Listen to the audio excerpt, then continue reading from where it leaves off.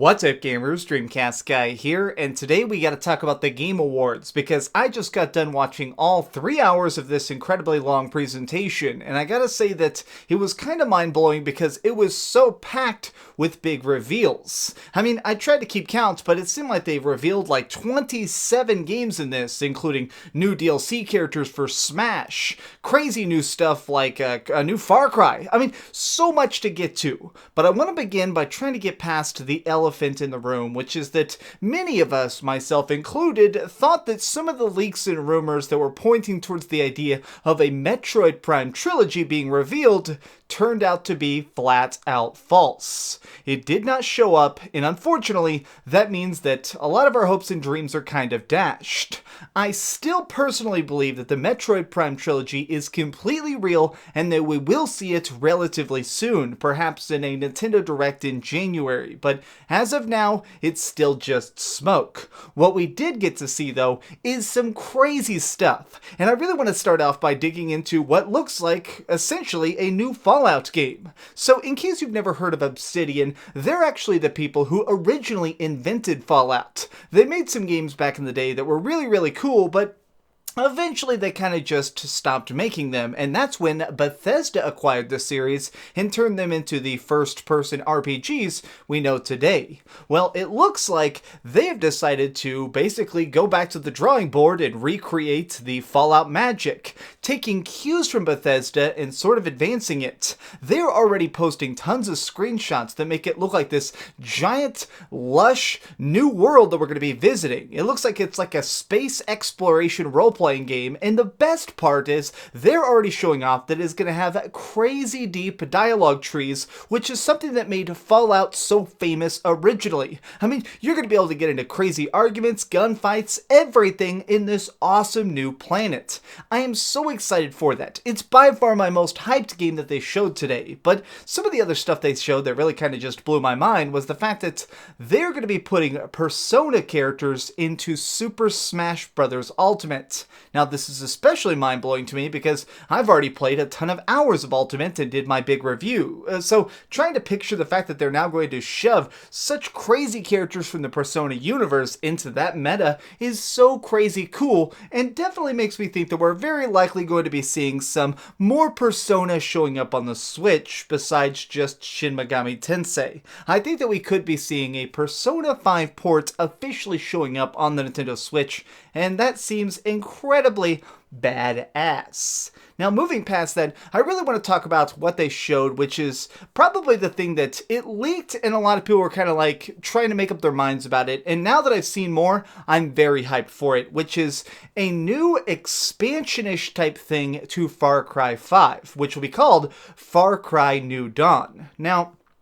I don't want to spoil anything, but the conclusion of Far Cry 5 doesn't leave much around. I mean, it pretty much just scorches the earth. So, in that devastated wasteland, it seems like new life has sprung anew. We're playing as characters that are now grown up in this wasteland and have only known this madness. It seems like we're going to have the typical Ubisoft silent hero and going against these evil twins who have taken over the blown-up Montana countryside.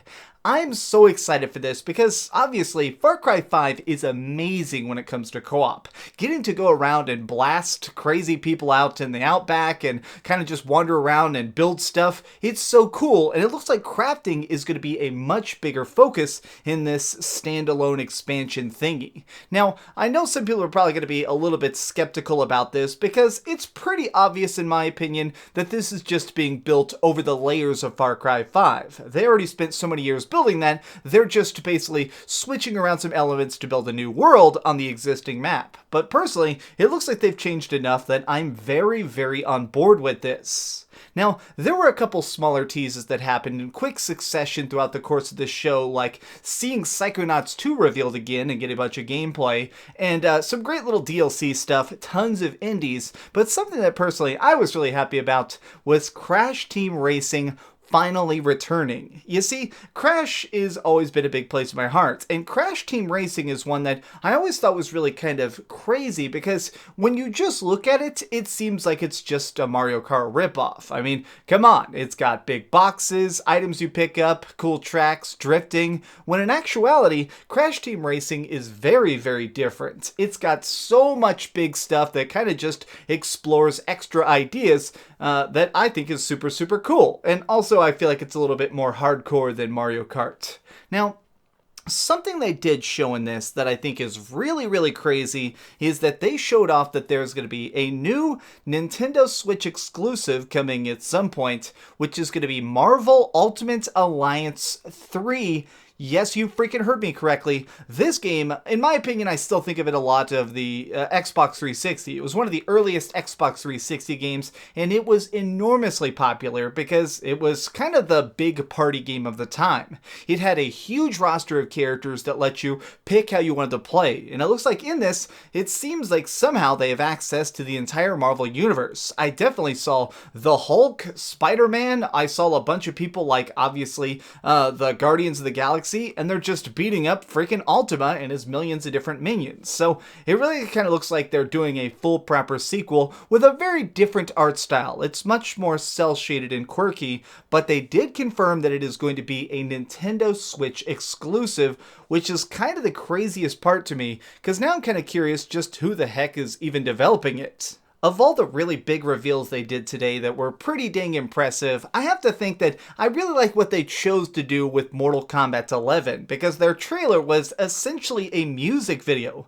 It had really cool freaking tunes blasting and two characters literally ripping each other apart with knives, blades, fire, electricity, until eventually one guy has his freaking head blown up. And it kind of showed the fact that they don't care about getting their hands dirty. I mean, the more that we see a modernized version of Mortal Kombat, I know that some people sort of have a problem with it because it is definitely different. It feels like the newer games like Mortal Kombat and Mortal Kombat XL, which is like the big expansion for it. It feels slower than the retro Mortal Kombat we used to have, but that's kind of what I think is good about it. It's much more of a focused, strategic fighting game that may not be the most fun to watch, but it's certainly a blast to play, and it looks like maybe they're trying to finally speed things up a little bit. I thought that NetherRealm Studios' other project, Injustice 2, was incredibly quick and so vicious, and so I think they're probably turning the lessons they learned and going back to the drawing board and doing even more Mortal Kombat. I just want to get that game as soon as possible because I feel like every year has that one super big fighting game to keep us entertained, and Mortal Kombat could totally be it for us. Now, I want to talk a little bit about how they did the awards. Now, every year I feel like they do stuff a little bit bad. One of my main problems I've had with the Game Awards over the course of all the years it's existed is that I feel like they are so focused on advertising and making sure that this is a very profitable endeavor that I feel like they put too many commercial breaks in there and too many cringy things to try and advertise products. I think they did all of that much more smartly this year, and now it's a lot more of a smooth thing to just sit down and watch for hours and hours. I think that, in general, though, they're still skipping too many of the Game Awards at the Game Awards. So much stuff is off screen. I wish we got more time to try and celebrate the great game developers. There were so many great speeches from these people, like Cory Balrog and the creators of Celeste, and I thought that those were super, super good, but if you looked slightly off screen, you could see that they had these giant lights that just said, "Wrap it up." They wouldn't actually let these people talk, and kind of on their probably the best day of their life, I wish we gave them like 60 seconds to really pour their heart out. But overall, I have to say that this was a very, very cool presentation and sort of like a small December E3. So many of these indies that they revealed definitely have caught my eye, and I definitely think it was a good choice to try and do this outside the normal holiday season advertising cycle. It gives us a chance to kind of sit down, think about these games for a while and digest it, and eventually we'll finally get to play them, hopefully next year. But what did you think?